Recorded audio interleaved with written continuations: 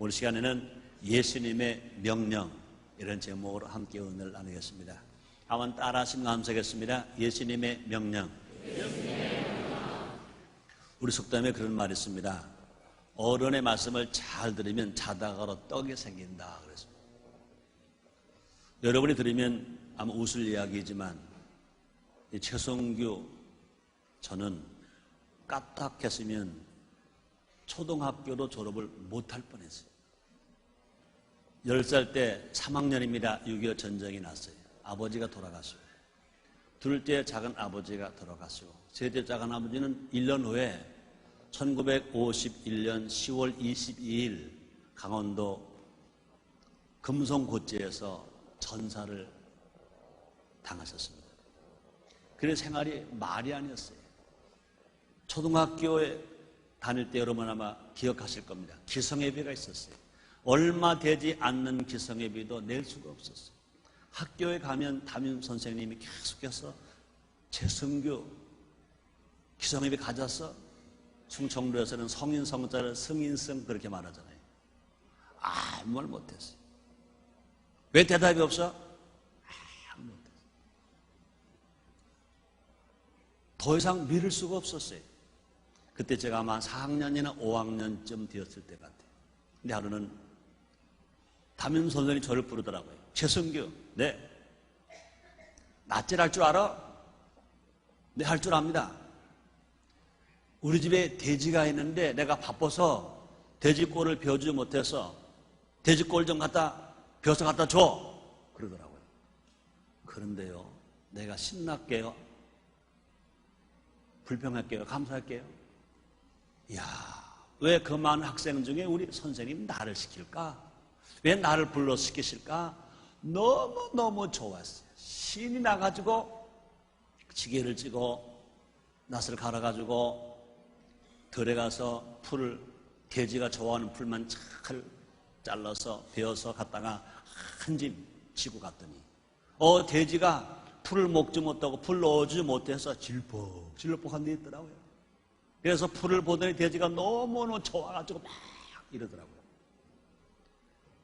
그 다음날 선생님이 최승규 고마워. 그 말을 또 들으니까 또 너무너무 신나는 거예요. 얼마 또 있었어요. 최승규 한 번 더 해줄래? 네, 하겠습니다. 신나게 꼴을 펴다가 넣어줬어요.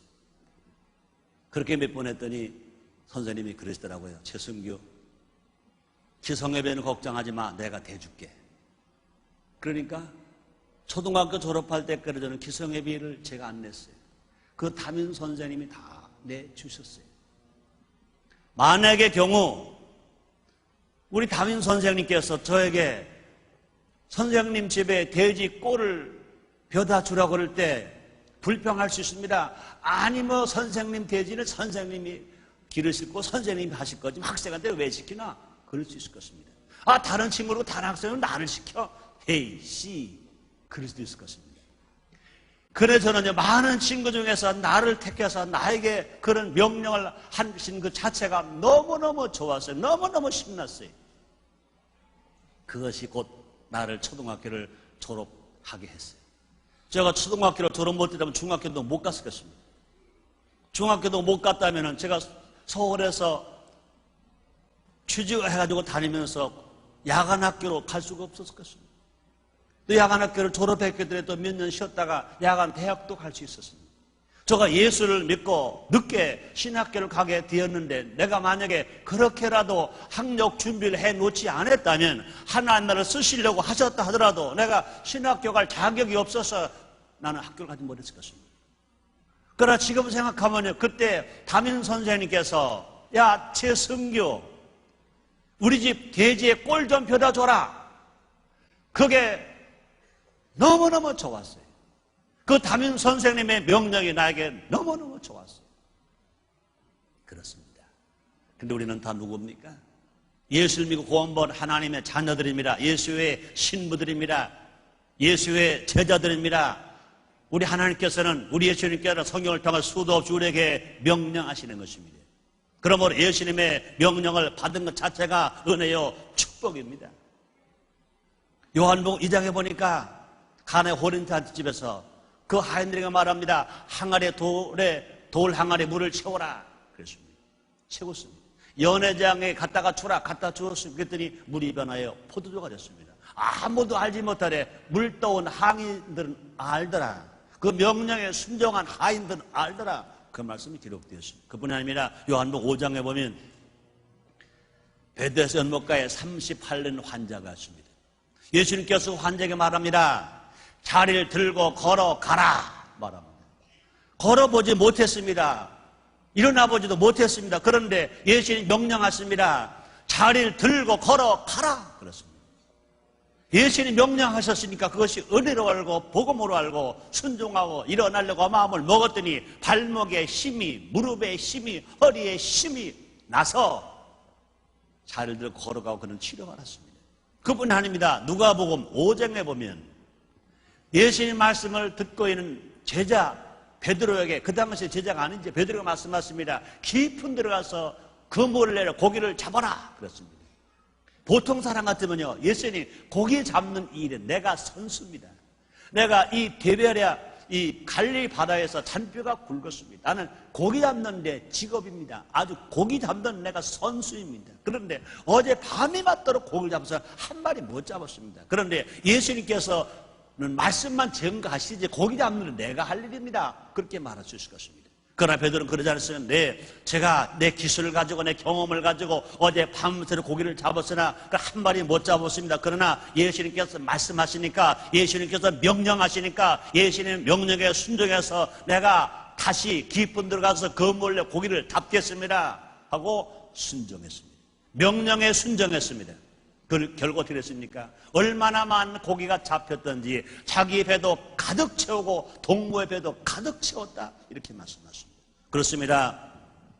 그러므로 예수님이 고마운 우리들이 꼭 기억해야 할 것은 예수님은 진리를 알지 진리가 늘 자유케 하리라 말씀하셨습니다. 그런데 많은 성도들은 예수님이 구원을 받았다는 성도들은 그 삶을 보면 말씀 안에서 자유하기보다는 말씀 실천에 힘을 겨워합니다.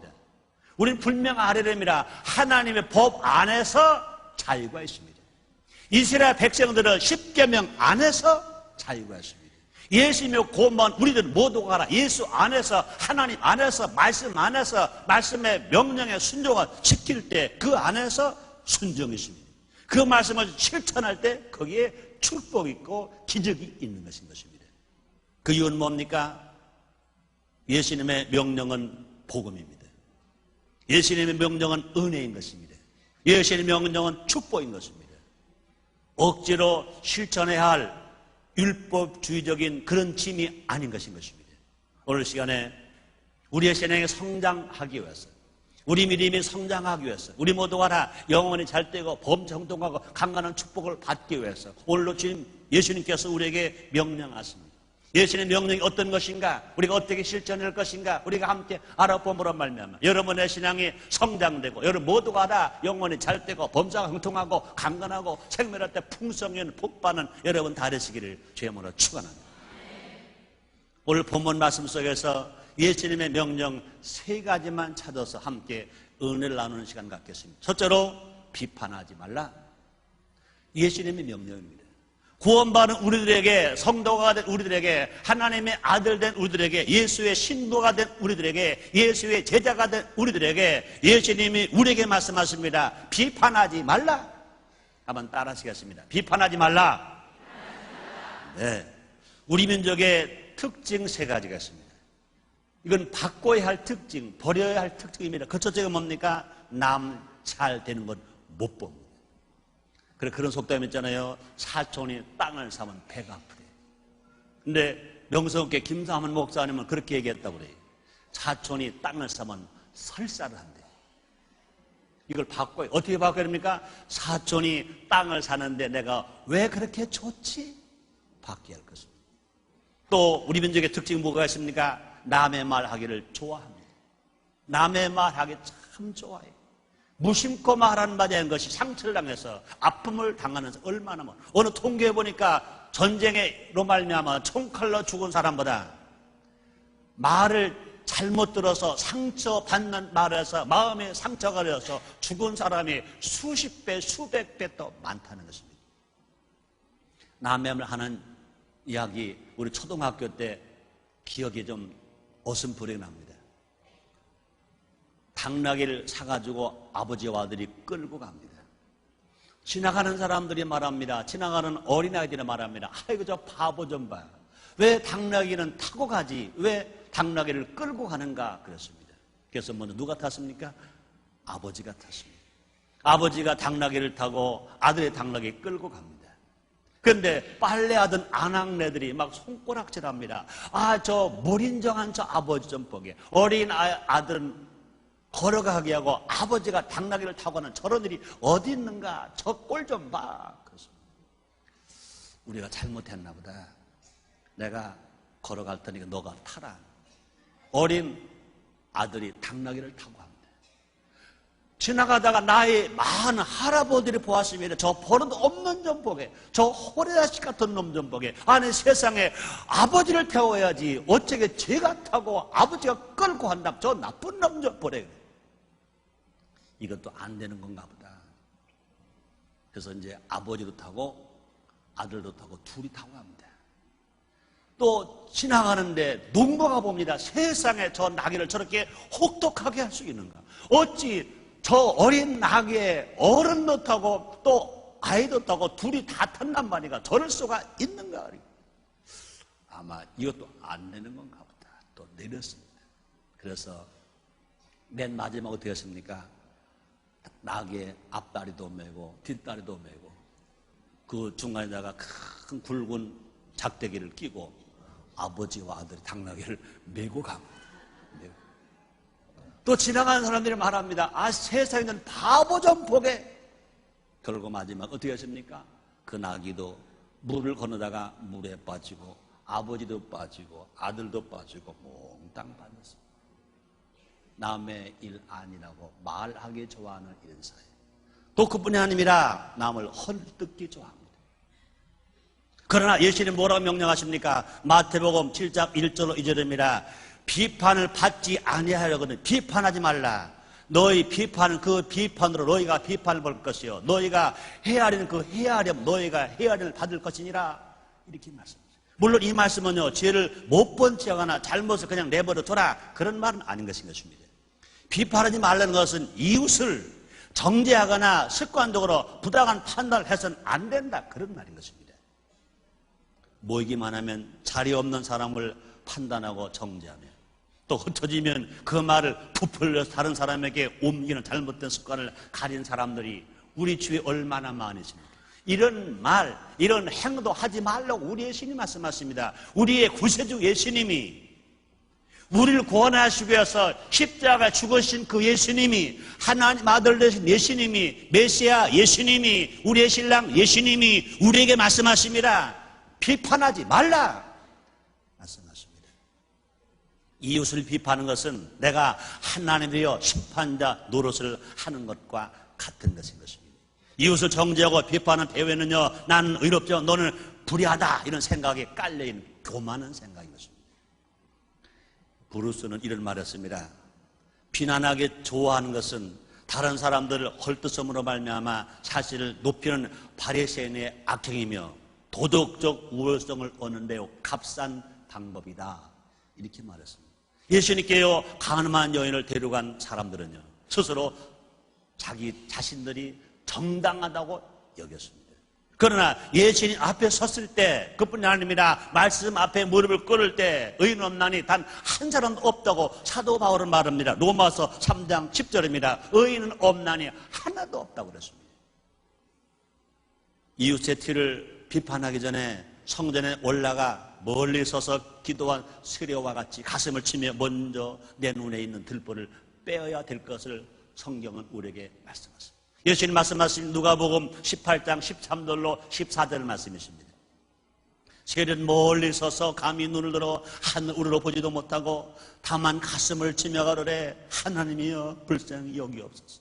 나는 죄인으로소이다 하였느니라. 내가 너에게 이르노니 이 사람이 저보다 의롭다 싶었고 집에 내려갔느니라. 무릇 자기를 높이는 자는 낮아지고 자기를 낮추는 자는 높아지리라. 이렇게 말씀하십니다. 또 우리가 남을 어떻게 대해야 됩니까? 우리의 신앙이 올라가기 위해서 정말로 구원받은 성도들이 화목하게 살기 위해서 해야 할 일이 뭡니까? 오직 사랑 안에서 참된 권면과 칭찬을 해야 우리의 영혼이 성장된다 그 말입니다. 모두가 다 사랑을 가지고 참된 마음으로 권면하고 또 사랑을 가지고 칭찬하면 내 영혼도 살고 상대방의 마음도 상처받지 않고 모두가 다 너도 잘 되고 나도 잘 되고 살기 좋은 사회, 살만 나는 사회가 된다 그 말인 것입니다. 그렇습니다. 이웃이 잘못하면 정죄할 것이 아니라 바로 잡아줘야 한다 그 말입니다. 그래서 그 방법이 뭡니까? 어떠한 방법을 해야 됩니까? 눈물의 기도와 사랑의 권징 따라하시겠습니다. 눈물의 기도, 사랑의 권징. 그렇습니다. 우리 주위에 혹시 잘못 사는 사람이 있습니까? 눈물로 기도해 줘야 됩니다. 또 때려가서 충고할 때는요, 그냥 막연하게 충고하는 것이 아니라 사랑하기 때문에 충고합니다. 사랑하기 때문에 징벌합니다. 사랑하기 때문에 권증해야 된다. 그 말인 것입니다. 이웃의 눈 속에 있는 티를 뺀다고 손으로 그 눈을 만지면 심하게 상처만 날 뿐인 것입니다. 그러나 그의 영혼과 심령을 사랑으로 감싸주고 기도로 위로해줘서 눈물 흘리게 되면 쉽게 티를 제거할 수 있다 그 말입니다. 사랑으로 기도해주고 눈물로 기도해줄 때 하나님의 놀라운 은혜 안에서 모두가 다 너도 잘 되고 나도 잘 되고 나도 고쳐지고 너도 고쳐진다 그 말인 것입니다. 일례로요 남편들에게 계속해서 바가지를 긁는다고 해서 그 남편이 변화되나요? 아내의 바가지 때문에 남편의 인생이 바뀌었다는 걸 난 아직 못 들어봤어요. 오히려 아내가 남편을 불쌍히 보고 긍휼히 보고 무는 거예요. 사랑하는 거예요. 예수 향기를 보여주는 거예요. 그래서 감동을 주는 거예요. 그럴 때 남편이 변화되고 새 사람 되어서 천부의 의지 없어서 손들고 축제로 돌아오고 갈 길을 이제 돌려서 가정으로 돌아오는 놀라운 역사가 분명히 일어나게 될 것인 것입니다. 또 부정적인 것을 보지 말고 긍정적인 좋은 면을 보고 칭찬해 주는 것입니다. 우리 모르는 사람들을 우리가 칭찬해 주고 우리가 격려해 줄 때 정말로 기도해 줄 때 넘어진 사람이 다시 일어나게 되고 실패할 수밖에 없는 사람이 다시 성공할 수 있고 버려질 수밖에 없는 사람이 쓰여지는 놀라운 역사가 일어나게 될 것인 것입니다. 그러므로 잠언서 27장 21절 이렇게 말합니다. 도가니로 은을 풀무로 금을 칭찬으로 사람을 실현하느니라 이렇게 말합니다. 은을 실현할 때는 도가니로 하는 것처럼 금을 실현할 때는 풀무로 하는 것처럼 사람을 실현할 때는 칭찬으로 한다 그 말이죠. 도가니로 은을 풀무로 금을 칭찬으로 사람을 실현하느니라 이렇게 말씀하십니다. 우리 모두 칭찬합시다. 사후 사람들을 우리가 항상 어디서든지 가정에서든지 직장에서든지 우리 구역에서든지 칭찬하며 살아가는 우리 모두 됩시다. 이런 말을 제가 설교 때 해도 되는지 모르겠습니다. 김영삼 대통령, 김대중 대통령 똑같이 야당으로 생활하면서 고생을 많이 했습니다. 똑같이 대통령이 되었습니다. 김영삼 대통령은 장로 대통령, 김대중 대통령은 천주교인 대통령입니다. 김영삼 대통령에게 하나님이 큰 기회를 주었습니다. 1994년 7월 25일 남북 정상 김영삼 대통령과 북한의 김일성 수령이 함께 남북 정상회담을 하게 돼 있었습니다. 그런데 7월 8일 날 김일성 수령이 죽었습니다. 그랬을 때 잘 처리했다면 그 당시에 다시 그 아들과도 남북 정상회담을 할 수가 있었을 것입니다. 우리나라가 더 어려움 없이 어떤 결과가 왔을지도 모르는 것입니다. 그런데 안타깝게도 살았을 때 만나고 했던 김일성 수령을 죽었습니다. 그 다음에 오히려 비판하고 조문객 보내지 아니하고 그러므로 결과적으로 너무나 악화되는 관계가 되었습니다. 그러나 김대중 대통령은 햇빛 정책을 썼습니다. 그뿐이 아닙니다. 김정일 국방위원장을 오히려 칭찬했습니다. 우리도 깜짝 놀랐습니다. 언론이 비판했습니다. 그러나 그 결과가 지난 6월 15일 날 남북 정상이 만날 수가 있었습니다. 이산 가족 상봉이 되게 됐습니다. 물론 우리가 앞으로 해야 할 일이 많이 있지만 그러나 한 개인으로서 한 지도자로서 이루어진 성과는 엄청 다른 것을 볼 수 있습니다. 칭찬하면 이번에도 김대중 대통령께서 북한에 가서 제일 먼저 김정일 국방위원장을 만나서 칭찬했습니다. 김정일 국방위원장은 참 효자이십니다. 아버지가 돌아가셔서 3년상 이 바쁜 현대사회에서 3년상을 치른 것을 보니까 대단한 효자입니다. 그분이 꼼복하세요. 칭찬해지면 꼼복해요. 우리 성도들도요, 특히 여성 성도들, 나는 잘 모르지만 내가 들은 얘기 사실이 아닐 것 같아요. 그런데 미정원에만 모이는 남편 흉본데 남편 칭찬하는 아내가 별로 없대. 남편 칭찬하는 여자가 별로 없대. 오늘 시간부터 남편 비판하지 마시고 돈을 많이 벌어오든 못 벌어오든 비판한다고 남편이 바뀌어질 리가 없거든요. 남편을 마음껏 칭찬해서 좋은 남편과 함께 행복하게 살아가는 여러분 되시기를 주의 이름으로 축원합니다. 그뿐이 아닙니다. 우리가 칭찬하면 누구를 닮는 겁니까? 예수님을 닮는 것입니다. 칭찬하면 누가 변화됩니까? 상대가 변화되고 내가 변화돼서 복된 삶으로 우리가 살아갈 수 있습니다. 두 번째입니다. 구하라. 한번 따라하세요. 구하라. 예수님의 명령은 우리에게 구하라 명령하십니다. 그 말이 뭡니까? 기도하라. 그 말이죠. 그렇습니다. 기독교는요, 기도하는 종교인 것입니다. 기독교는요, 구하는 종교인 것입니다. 우리 구원받을 때요, 주의 이름을 부른 자 마라, 구원 얻으리라 말씀했잖아요. 우리가 구원을 받을 때도요, 예수의 이름을 불러야 구원받는 거잖아요. 우리의 삶을, 우리 윤택하게 살기 위해서요, 우리가 기도하면서, 구하면서 살아가는 것입니다. 그렇습니다. 그러므로 또 예수님은요, 기도에 대한 가르침과 비유를 보면 세 가지 특징이 있는 것을 알려주십니다. 그 첫째가 뭡니까? 기도는 하나님 앞에서 철저하게 자기가 낮아지는 것입니다. 교만한 사람은 절대로 기도하지 않습니다. 그러나 겸손한 사람은 기도합니다. 하나님은 아버지가 되시고 예수의 이름으로 기도하면 응답받는다. 그러면 우리가 기도하는 사람들 있을 때 우리가 하나님 순종하는 것이요 뿐만 아니라 우리가 기도할 때 우리가 응답받을 수 있고, 기도할 때 우리가 성령 받을 수 있고, 기도할 때 변화될 수 있고, 기도받아 새로운 삶을 살 수 있다. 내 힘으로 안 된다, 지식으로 안 된다, 세상 권세로 안 된다, 물질로 안 된다, 경험으로 안 된다, 오직 기도로만이 일이 이루어진다고 믿을 때 기도하는 사람이 되는 것 믿으시길 바랍니다. 그러므로 우리는요, 항상 철저하게 낮아지는 이런 기도인 것입니다. 그러므로 예수님조차도요, 내 뜻이 아니라 아버지의 뜻을 구했습니다. 겟세마네 동산에서 예수님이 기도하실 때 당신이 져야 할 인류의 그 저주의 십자가가 얼마나 고통스러우셨습니까? 그래서 예수님 말씀하십니다. 아버지 하나님이시여, 할만하시 이 잔을 내게서 옮겨 주옵소서. 그러나 나의 원대로 마옵시고 아버지 원대로 하옵소서. 그랬습니다. 기도는요, 나의 필요를 구하기 이전에 하나님 앞에 낮아져서 그분의 뜻을 내 삶에 이루는 것, 이것이 참된 기도인 것입니다. 이것이 축복받는 기도예요. 응답받는 기도예요. 새 힘을 얻는 기도인 것입니다.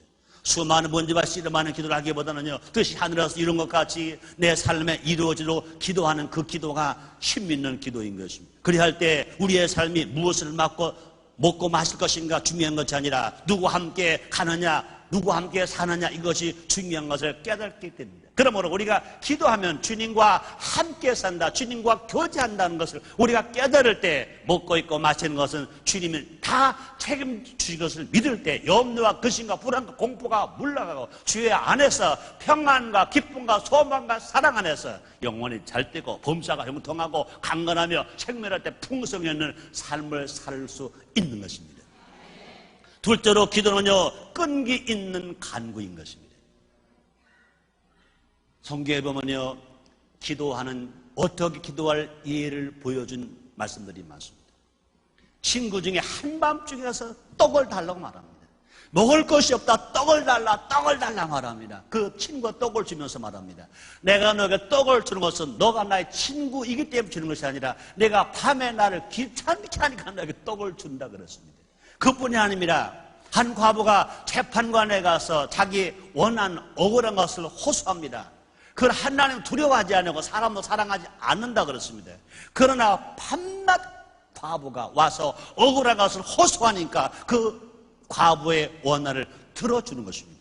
마음에 착해서가 아니라 하나님을 사랑해서가 아니라 귀찮으니까 들어준다 그랬습니다. 그러므로 기도할 때 이렇게 기도하라, 이렇게 예수님께서 말씀하셨습니다. 그런데 왜 하나님은 우리 아버지가 되신다고 하시면서 우리가 기도할 때까지 기다리실까 이렇게 말하는, 이건 잘못된 것입니다. 하나님께서는요, 기도를 통해서 우리들과 항상 교제하기를 원하시는 것입니다. 우리와 만나기를 원하시는 것입니다. 그래서 우리가 기도를 가르쳐 주실 때 우리에게 일용할 양식을 주옵시고 말씀했습니다. 우리 날마다 하나님은 아버지가 되시고 우리는 아들이 되시기 때문에 만나기를 원하시는 것입니다. 그런 하나님 날마다 기도함으로 만나시고, 그 하나님 날마다 기도함으로 교제하고, 그 하나님 날마다 기도함으로 말미암아 은혜 받는 여러분 다르시기를 주의 이름으로 축원합니다.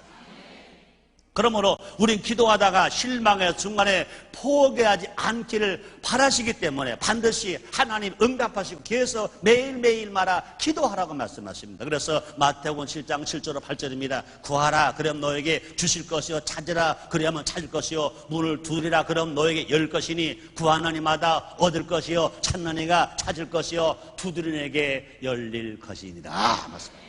그러면 셋째로 하나님은 기도를 통해서 가장 좋은 것을 주시는 것입니다. 그래서 누가복음 11장 13절에 보니까 너희가 악할지라도 좋은 것을 자식에게 줄 알 것, 하물며 너희 천부께서 구하는 자에게 좋은 걸 주시지 않겠느냐, 구하는 자에게 성령을 주시지 않겠느냐, 이렇게 말씀하십니다. 그러므로 기도의 최대 응답은 뭐냐?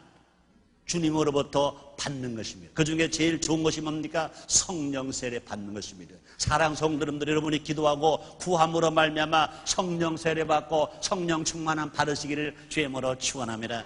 성령 세례하고 성령 충만함 받으면 성령은 능력입니다. 성령은 권능입니다. 하나님 말씀을 실천할 수 있습니다. 예수님의 증인 될 수 있습니다. 마귀를 물리칠 수 있습니다. 원수 귀신을 쫓을 수 있습니다. 예수의 기도함으로 말미암아 성령 충만함 받으면 각종 은사를 받아서 봉사할 수 있으며 각종 열매를 맺어서 신앙에 덕을 끼치면서 남에게 칭찬받으면서 살아갈 수 있습니다. 그런 은혜, 그런 사랑, 그런 축복이 여러분 모두에게 크게 임하게 되시기를 주의 이름으로 축원합니다. 그래서 로마서 8장 26절에 말씀하십니다. 이와 같이 성령도 우리 연약함을 도우시나니 우리가 마땅히 빌 바를 알지 못하나 오직 성령이 말할 수 없는 탄식으로 우리를 위하여 친히 간구하시느니라 말씀했습니다. 그 다음에 세 번째, 우리의 신이 뭐라고 명령하십니까? 남을 대접하라. 한번 따라 하시겠습니다. 남을 대접하라. 그렇습니다. 이 마태복음 7장 12절입니다. 그러므로 무엇이든 남에게 대접을 받고자 하는 너희도 남을 대접하라. 이것이 율법이요 선지자니라. 이렇게 말씀하십니다. 남을 대접하는 것 곧 이웃사랑의 율법과 선지자의 근본 정신이다. 이렇게 말씀합니다. 남을 대접하는 것이 뭐냐? 그것이 곧 신앙이라는 거예요. 남을 대접하는 것만 이거 이웃사랑. 그것이 율법이요 선지자의 근본 정신이 뭐냐고요? 이것이 남을 대접하는 거다. 우리 하나님께서는요 10계명을 주셨습니다. 구원받은 성도들이 지켜야 할 계명으로 10가지 계명을 줬습니다. 1계명부터 4계명까지는요 하나님과의 관계된 계명, 5계명부터 10번째까지 계명, 16가지 계명은 사람과 사람과의 관계 계명입니다. 그 중에서 6계명부터 10번째까지 계명, 5가지 계명은 뭐냐? 이웃 사랑 계명입니다. 이웃을 사랑하면 살인하지 않습니다. 이웃을 사랑하면 간음하지 않습니다. 이웃을 사랑하면 도둑질하지 않습니다. 이웃을 사랑하면 거를 증가하지 않습니다. 이웃을 사랑하면 남의 것 탐하지 않습니다. 이 5가지 계명은 왜 주셨느냐? 이웃을 사랑하라고 주신 계명인 것입니다. 간혹 율법과 선지서를 복음과 상반된 것으로 오해하는 사람이 있습니다. 계명대로 살자, 말씀을 실천하고 살자 외치면 율법적으로 비판하는 사람도 간혹 있는 것입니다. 이건 잘못된 것입니다. 이것은요, 성경을 오해하고 있는 것입니다. 구원을 우리가 아무 공로 없이 은혜로 받습니다. 믿음으로 받습니다. 그러나 우리가 축복은 하나님의 말씀을 실천하고 행할 때 축복받습니다. 그러므로 구원받은 이후에 율법과 선지서 그리고 예수님의 명령은 우리가 실천해야 할 하나님의 거룩한 뜻입니다. 축복의 통로인 것입니다. 우리가 십계명을 지키는 것이, 율법을 지키는 것이 구원의 조건이 아닙니다. 구원을 받았기 때문에, 하나님 아들 되었기 때문에, 예수님의 신부가 되었기 때문에, 예수님의 제자가 되었기 때문에 이것이 하나님의 은혜로 주신 것을 알고 명령으로 주신 것을 알고 감사하면서 우리가 실천할 때 하나님의 복이 우리에게 임하는 것입니다. 아까 말했잖아요. 제가 초등학교 4학년, 5학년 때 우리 담임 선생님이 나에게 명령하셨습니다. 돼지골 벼다가 주라. 어떻게 보면요, 힘든 일이에요. 초등학교 4학년, 5학년 얼마 어릴 때입니다. 그런데도요, 저는 왜 다른 친구에게 명령하지 않고 저에게 명령해 주신 것이 너무너무 좋았어요. 네, 하겠습니다. 속히 달려갔어요. 신나게. 돼지가 먹기 제일 좋은 풀만 잘라다가 베어다가 주었어요. 기분 좋게 주었어요. 우리 담임 선생님의 마음을 감동했었어요. 그러니까 까딱하면 기성예비 안 내서 초등학교로 졸업 못할 뻔했는데 나의 기성예비를 담임 선생님이 몽땅 내주셨어요. 현실도 마찬가지인 것입니다. 어른이 우리에게 명령할 때가 있습니다. 더더군다나 예수님이 고마운 우리들에게 하나님은 지금도 명령하십니다. 우리의 주님은 지금도 명령하십니다. 오늘 우리 주님께서 오늘 우리에게 명령하십니다. 오늘 세 가지를 명령하십니다. 비판하지 말라, 구하라, 남을 대접하라 명령하십니다. 왜요? 우리를 귀찮게 하기 위해서 천만을 말씀입니다. 우리를 사랑하시기 때문에, 우리의 믿음을 성장시켜 주시기 위해서, 우리 모두가 영원히 더 잘되게 해주시기 위해서, 우리가 더 행복하게 살게 하시기 위해서, 우리가 정말 성병된 삶을 살 수 있는 삶을 살게 해주시기 위해서 우리 주님이 우리에게 명령하셨습니다. 그럼 이 명령은 얼마나 고마운 일인지 몰라요. 얼마나 감사한 일인지 몰라요. 얼마나 감격한 일인지 몰라요. 그러면 이 명령 자체가 그것이 은혜요, 명령 자체가 복음이요, 명령 자체가 복인 것으로 아시기를 주의 이름으로 축원합니다. 그래서 누가복음 11장 28절 이렇게 말씀하십니다. 예수께서 가라사대 오히려 하나님의 말씀을 듣고 지키는 자가 복이 있느니라 하시니라 이렇게 말씀하십니다. 예수님은 친 말씀하십니다. 누가복음 구약이 아닙니다. 율법이 아닙니다. 신약입니다. 은혜의 복음입니다. 누가복음 11장 28절입니다. 예수께서 가라사대 오히려 하나님의 말씀을 듣고 지키는 자가 복이 있느니라 하시니라 말씀하십니다. 우리 하나님께서는요, 친히 황금률의 모범을 보여주셨습니다. 하나님 우리들과 함께 교제하면서 찬양과 경배를 받으시길 원하시는 것입니다. 그래서 우리를 대접하기 전에 먼저 우리를 하나님은 대접해 주셨습니다. 오직 한 분밖에 없어서 예수님을 이 땅에 보내셨습니다. 우리의 구세주로 보내셨습니다. 우리의 메시아로 보내셨습니다. 그 예수님께서는요, 그렇게 매맞으시고 그렇게 가시관 십자가 빌려 죽으셨어요. 왜요? 우리를 구원하시고. 그러므로 하나님께서는 독생자를 보내주셔서 우리와 교제하기를 원하셨고, 우리 예수님께서는요, 우리를 대십자가 빌려 죽어주심으로 말미암아 우리 영원한 대제사장이 되어주셨고 우리의 신랑이 되어주셨습니다. 우리와 교제해 주시기 위해. 그러므로 우리 하나님은 말로만 사랑하신 것이 아닙니다. 우리 예수님은 말로만 사랑하신 것이 아닌 것입니다. 그러므로 우리 하나님이 그냥 우리를 귀찮게 명령하신 것이 아니라 하나님이 본을 보여주시고 예수님이 본을 보여주시고 주는 본을 베풀어 주는 본을 보여주시고 우리와 함께 계신 것이, 우리 누굴 닮아가야 합니까? 하나님을 닮아야 됩니다. 우리 아버지시니까. 우리를 누구 닮아야 됩니까? 예수님을 닮아야, 우리의 신랑이시니까. 그 하나님과 그 예수님이 우리를 위해서 베풀어 주셨습니다. 베풀어 주시고 나서서 우리에게 말씀하십니다. 너희도 남을 대접하라 말씀하십니다. 이 말씀이 은혜가 되시기를 주의 이름으로 축원합니다. 그럼 구원받은 우리들은 이미 하나님으로부터 대접은 받은 존재들인 것이. 그러므로 이제 값없이 받은 그 사랑과 섬김을 내가 대접받고 싶은 가족에게, 내가 대접받고 싶은 친척에게, 내가 대접받고 싶은 이웃에게 베풀어 주어야 될 것인 것입니다. 또는 내가 대접받지 않는다도 우리 주위에 있는 사람들 있습니다. 소외된 자가 있습니다. 병든 자가 있습니다. 장애인이 있습니다. 가난한 자가 있습니다. 생활보 돕고 노인들이 계십니다. 그런 분들을 위해서 우리가 대접하고 대접해준 누가 갚아주시냐? 하나님이 우리를 상으로 갚아주시게 될 것인 것입니다. 로마서 12장 10절로 13절에서 주님이 명령하십니다. 형제를 사랑하여 서로 구하고 존경하기를 서로 먼저 하며 부지런하여 게으르지 말고 열심을 품고 주를 섬기라. 소망 중에 즐거워하며 환난 중에 참으며 기도에 항상 힘쓰며 성도를 쓸 것을 공급하며 손 대접하기를 힘쓰라. 기도하겠습니다. 하나님 아버지 감사합니다. 우리 예수님은 우리의 구세주, 우리 예수 우리의 영원한 대제사장, 우리 예수님은 우리의 영원한 신랑. 그 예수님 우리에게 말씀하십니다. 우리에게 명령하십니다. 비판하지 말라. 구하라. 너희도 남을 대접하라. 이 말씀이 복음입니다. 이 말씀이 은혜입니다. 이 말씀이 복입니다. 감사함으로 받아들이게 해줘 주옵소서. 믿음으로 받아들이게 해줘 주옵소서. 이 말씀을 실천하며 살아간 우리 모두가 되어지게 해줘 주시옵소서. 힘으로 안 되고 능으로 안 된다고 그랬습니다. 성령님 인정합니다. 환영합니다. 모셔드립니다. 성령 세례받고 성령 충만한 바라 성령의 능력으로 주 안에서 진실로 말씀대로 순종하며 살아가는 우리들이 되어지게 해 주시옵소서. 예수님의 이름으로 기도드리옵나이다.